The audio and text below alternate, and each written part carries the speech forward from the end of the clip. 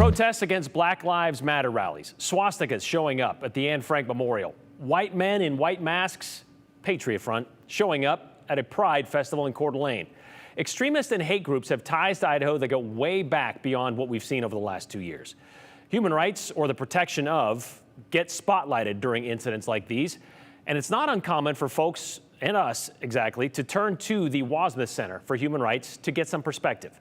They are the nonprofit that brought us the Anne Frank Human Rights Memorial, the only one still in the United States. Well, that group is about to get bigger. At least their building is. A brand new center will soon break ground right next to that Anne Frank Memorial, and it will bear the name of an Idahoan who is well known in such endeavors to spur change. Here's Joe Paris. This iconic Idaho spot, the Wassmuth Center for Human Rights in Boise, is set for a big upgrade, designed to be a beacon of light in the community. We are so excited. We've received word that ground is breaking within a matter of weeks on the construction of the new Wassmuth Center for Human Rights. Dan Prinzing is the executive director of the Wassmuth Center for Human Rights. In October, crews will break ground on a new two-story structure that will be located across the way from the Anne Frank Memorial. The memorial receives 120,000 visitors a year.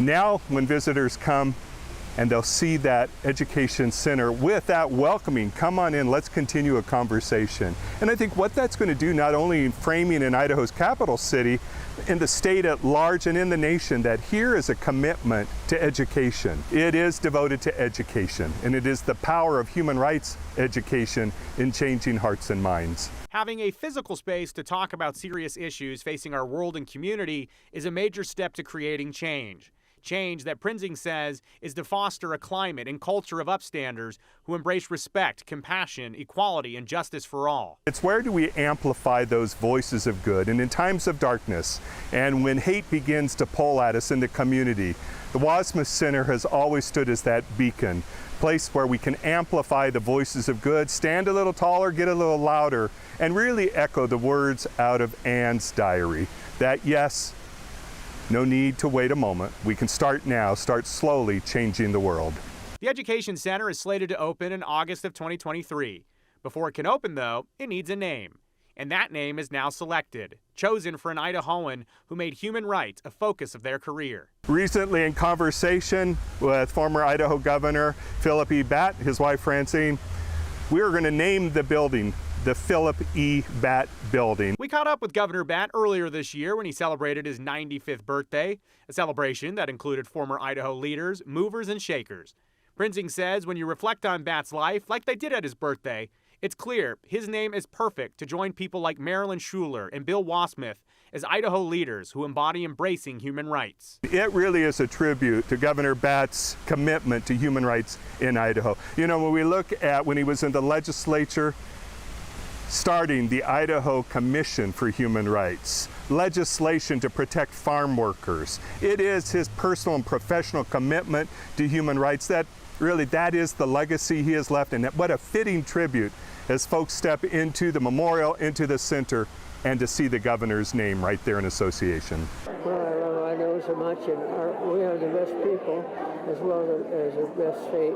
Education will be the emphasis, an emphasis echoed by inspirational icons with a passion for human rights. One of my favorite quotes etched in the stone of the memorial by Confucius, "Do unto others as that you would have them do to you." To me, that's what the memorial represents. It's what the work of the Wassmuth Center represents, that it's how do we really treat one another as a community? How do we come together? Even in times of division, how do we come together and have that conversation? You know, we're a firm believer. Maybe you and I may never agree, but maybe agreement is not the end goal. Maybe the end goal is mutual respect. I hear you, you hear me. Let's sit together and have a conversation.